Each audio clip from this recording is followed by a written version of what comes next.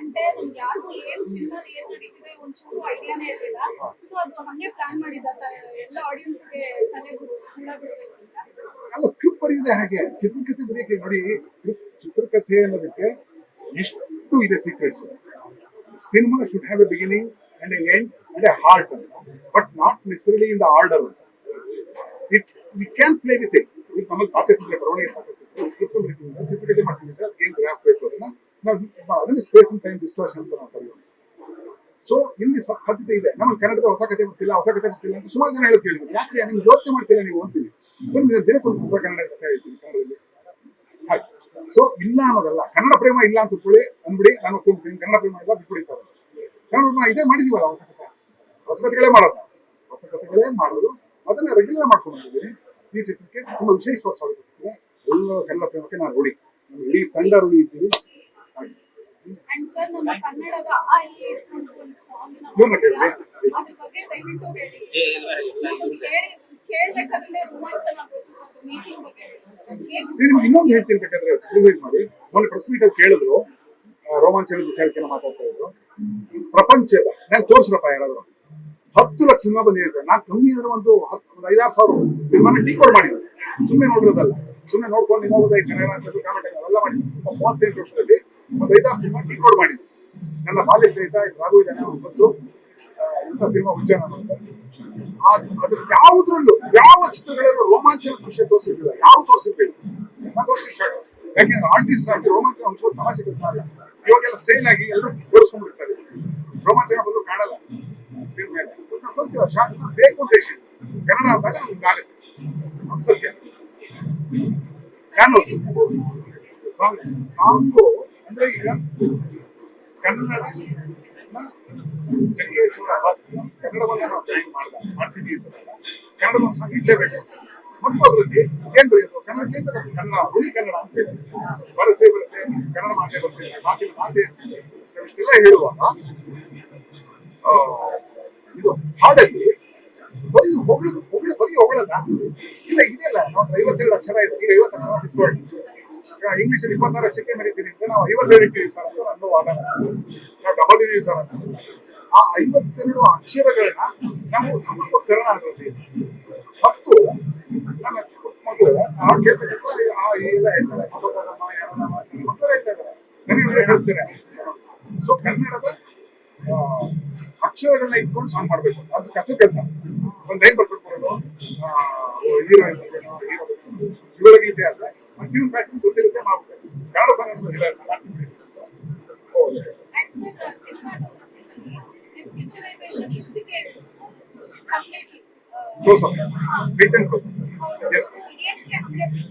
ನಿಮಗೆ ಕಾಣಿಸ್ಕೊಂಡು ಬಿಡೋದೇ ಕ್ಲೋಸ್ ಬೇಡ.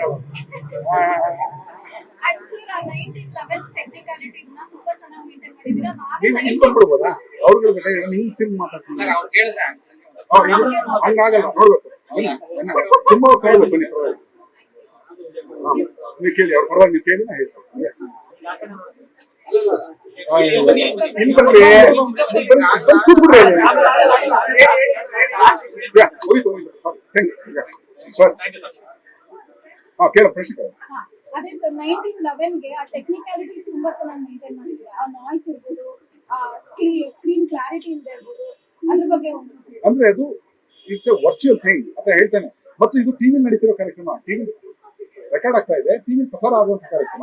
ಹಾಗಾಗಿ ಅವನ್ನ ಹಿಪ್ನಟೈಸ್ ಮಾಡಿದಾಗ ಅವ್ನ ಕಥೆ ಹೇಳ್ತಾ ಇದ್ದಾನೆ, ಆ ಕಥೆನ ಅವ್ನು ಹೇಳ್ಕೊಂಡು ಹೋಗ್ತಾನೆ, ಅದನ್ನ ನಾವು ತೋರಿಸ್ತಾ ಇದೀವಿ.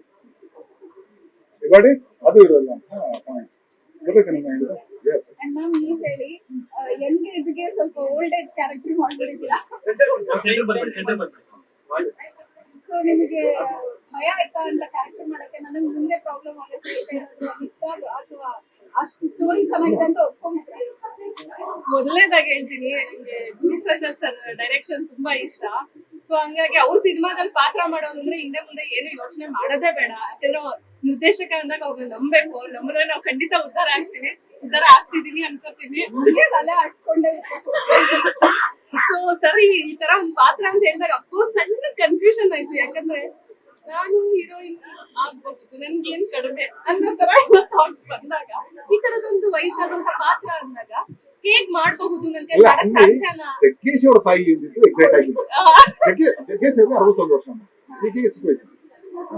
ಅದು ಅವರಿಬ್ಬರು ಬಂದ ಅವ್ರು ಕಾಲು ನಮಸ್ಕಾರ ಮಾಡೋದೆಲ್ಲ ಇದೆ, ನೀವು ಸಂತೋಷ ಎಲ್ಲ ಮಾಡ್ಕೊಂಡು ಬಿಡಿ ಬೇಡ, ನಾನು ಬರ್ತೀನಿ ಶ್ರೀ ಬಂದು ಕಾಲು ನಮಸ್ಕಾರ ಅಲ್ಲಿ ಚೇಷ್ಟೆಗಳು. ಅಂಡ್ ತುಂಬಾ ಹ್ಯೂಮರಸ್ ಆಗಿ ಬಂದಿದ್ದು ನಿಮ್ಮಿಬ್ರು ಕಾಂಬಿನೇಷನ್. ಅವಾಗ ಮೊದಲು ನಮ್ಗೆ ಇದು ಐಡಿಯಾ ಏನಿತ್ತು, ಏಜ್ ಡೇ ಹಾಕೋಣ ಅಂತಿದ್ವಿ, ಏಜ್ ಕಾಣ್ತಾ ನಾವು ಹುಡ್ಕೋಣ ಅಂತಿದ್ವಿ. ಬಟ್ ನಮ್ಗೆ ಅಲ್ಲಿ ಕಾಮಿಡಿ ಬರ್ತಾರೆ, ನಮಗೆ ಕಾಮಿಡಿ ಬೇಕಂತಲ್ಲ, ಅಲ್ಲಿ ಪ್ಲೇಫುಲ್ನೆಸ್ಗೋಸ್ಕರ ತುಂಬ ಚೈತ್ರ ಪರ್ಸನಲ್ ಕೇರ್ಫುಲ್ ಆಗಿ ಮಾಡ್ಕೊಂಡು ಹಾ. ಹಾಗಾಗಿ ಕೆಲವರು ಎಲ್ಲ ಹಚ್ಚಿಟ್ಟಂಗಿರುವ ಸರ್, ವೆರಿ ಬ್ಯಾಡ್. ತಂದೆಯ ಪಾತ್ರ ಸರ್ ನೀವು ತೊಡೆ ಮೇಲೆ ಬಂದ್ಬಿಡಲ್ಲ, ಬರಬರ ಏನಪ್ಪ ಹೋಗಿ ಏ ಬಡ ಬಡ ಬಡ ನೋ ನೋ ನೋ ನೋ ಅವ್ರ ಸೆಂಟರ್ ಮಾತಾಡ ಆಯ್ತು ಇಲ್ಲ ಇವ್ರು ಮಾತಾಡ್ಸ್ಬಿಡಿ ಎಲ್ಲ ಸಿನಿಮಾ ನೋಡಿದೀರಾ, ಎಲ್ಲ ಒಳ್ಳೆ ರಿವ್ಯೂಸ್ ಬರ್ತಾ ಇದೆ.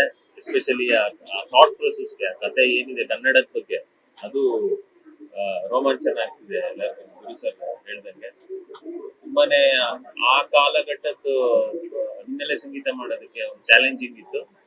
ಅದನ್ನ ಆದಷ್ಟು ಪ್ರಯತ್ನ ಪಟ್ಟಿದ್ದೀನಿ, ಎಲ್ಲರಿಗೂ ಅದು ಇಷ್ಟ ಆಗೋ ತರ ಮಾಡಿದ್ದೀನಿ ಅಂತ ಅನ್ಕೊಂಡಿದ್ದೀನಿ. ಇನ್ನ ಶೋಗಳೆಲ್ಲ ಇವಾಗ ಎಲ್ಲ ಬರ್ತಾ ಇದಾರೆ, ಇನ್ನ ಮುಂದಿನ ರಿವ್ಯೂಸ್ಗೆ ಕಾಯ್ತಾ ಇದ್ದೀನಿ. ಎಲ್ಲರೂ ಈಗ ಸಪೋರ್ಟ್ ಮಾಡಿ. ಸರ್ ಒಂದು ಪ್ರಶ್ನೆ, ಕೇಳು. ಎಲ್ಲ ಕೇಳು ಕೇಳು.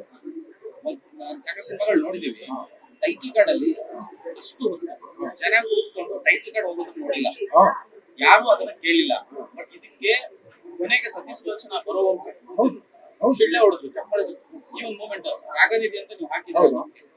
ಅವರ ಒಂದು ಮ್ಯೂಸಿಕ್ ನಿಮ್ಮ ಬಲ ಈ ಫಿಲ್ಮ್. ಅದ್ಭುತ ಅಂತ ಸೊ ಹೇಳ್ತೀನಿ ಆ ಕೊನೆಗೆ ಸುಮಾರು ಜನ ಕಣ್ಣಲ್ಲಿ ಇರುತ್ತೆ ನಾನು. ಕನ್ನಡ ಕನ್ನಡ. ಕನ್ನಡ ಬಿಡ್ಲಿಲ್ಲ ಅನ್ನೋ ಒಂದು ಎಮೋಷನ್, ಮತ್ತೆ ಆ ಬೆಂಗಾಲಿ ಹಿಂದಿ ಎಲ್ಲ ಬರ್ತಾ ಇರ್ತಾರೆ, ವೆಯ್ಟ್ ಮಾಡಿದ್ರು.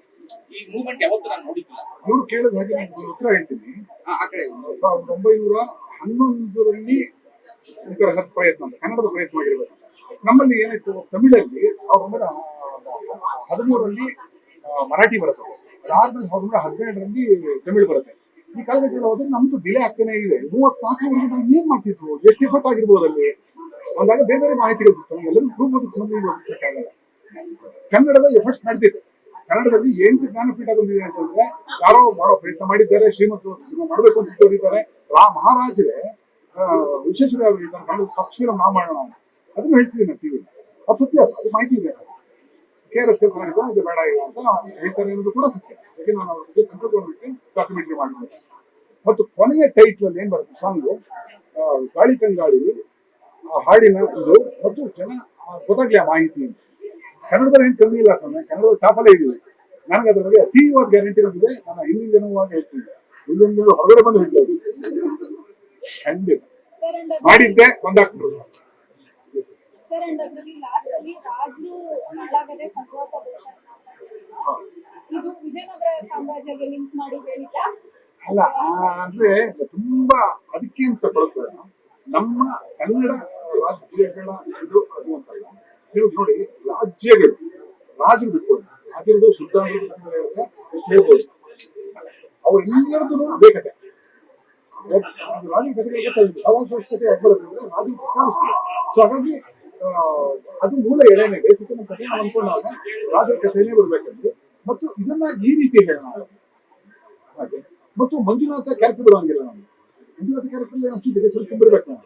ಆತ ಒಂದು ಕಥೆ ಮೆಚ್ಚಿರುವಂತಹ ವ್ಯಕ್ತಿ ಆಗಿರ್ತಾನೆ. ಆತನ ರಾಜ ಆಗ್ಬಿಟ್ಟು ಸಹ ಹೆಂಗಿರುತ್ತೆ, ಹೆಂಗ್ ಕಳಿಬೋದು ಆತನ. ತಮಾಷೆ ಅಂದ್ರೆ ಅದನ್ನ ಈಗಿನ ಪೊಲಿಟಿಷಿಯನ್ಸ್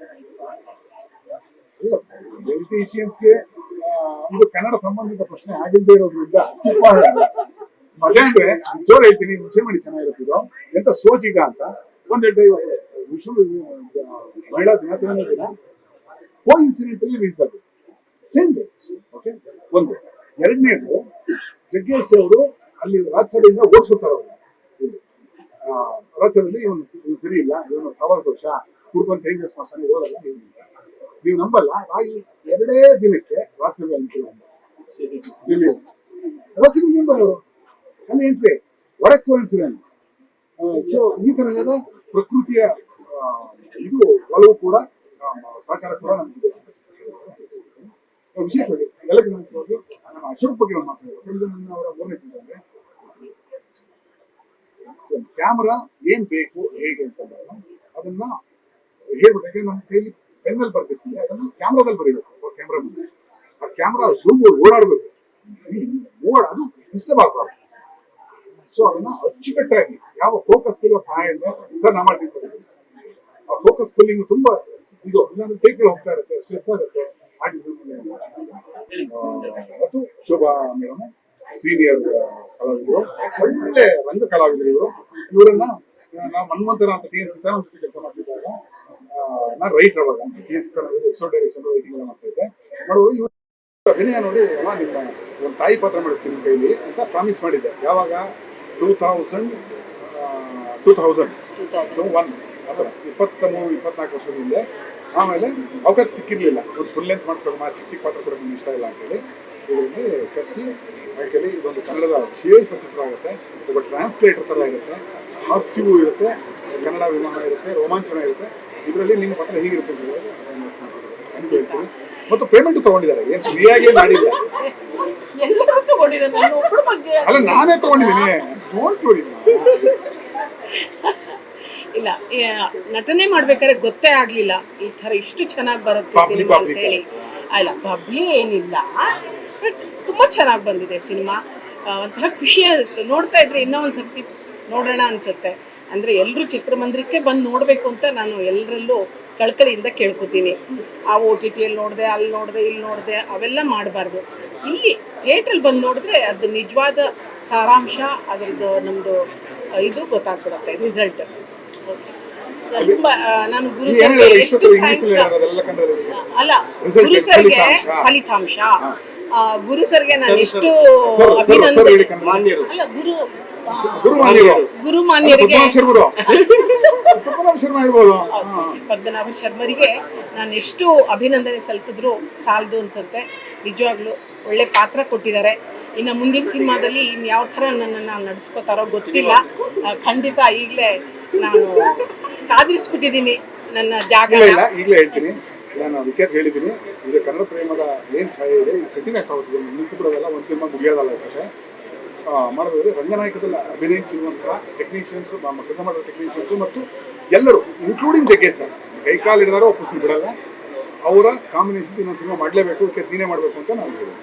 ಅದು ಬೇರೆ ಸೀರಿಯಸ್ಲಿ ಯೋಚನೆ ಮಾಡ್ತಾ ಇದ್ದೀವಿ. ಸೇಮ್ ಥಿಂಗ್, ಅದೇ ಪಾತ್ರಗಳು ಬರಲ್ಲ, ಬೇರೆ ಬೇರೆ ಪಾತ್ರ, ಬೇರೆ ಬೇರೆ ಪಾತ್ರ, ಬೇರೆ ಬೇರೆ. ಇಲ್ಲ ನೀವು ನಡೆಸ್ಕೊಡ್ತೀರಾ ಸರ್? ಅಯ್ಯೋ ಮಾನ್ಯ ಪದ್ಮನಾಭ ಸರ್, ನಮಸ್ತೆ, ಹರೈಸಿ.